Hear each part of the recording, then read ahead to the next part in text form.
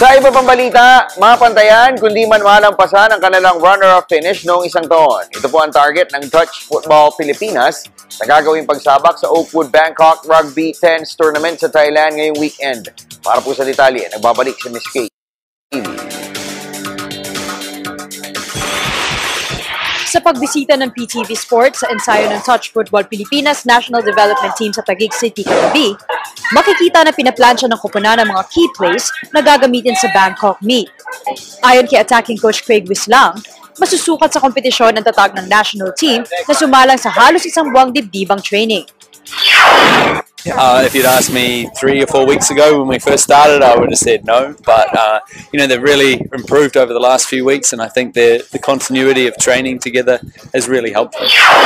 Sa panig naman ni defensive coach Steve Dodd, bagamat hindi siya pamilyar sa estilo ng mga kalaban, naniniwala naman siya na napaghandaan na nila ang lahat ng mga pagsubok na maaaring kaharapin sa taunang torneo. Well, the way we coach, it doesn't really matter about the other team. We have set policies and plays that we use, and if the other team is good or bad, it doesn't really matter. We're still going to try and play the way that we play.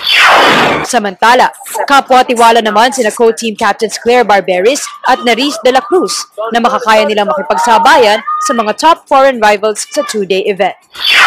It's been quite clear that on the pitch itself, when we're playing, out of pressure, we perform. And I think that's primarily because we know each other and we've played together a few times. Kailangan lang siguro namin mag-practice pa, and kailangan din namin, syempre, mag-usap-usap kasi minsan yun yung kulang sa team eh. Akala mo lang magaling kayo lahat, pero pag hindi kayo nag-usap, medyo hindi rin siya mag-work out.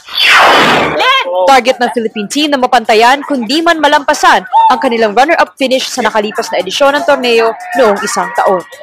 Para sa PTV Sports, Keisha Halili, Telebisyon ng Bayan. Babalik ko agad ang PTV Sports. We are the Touch Football Pilipinas National Development Team, And you are watching PTV Sports!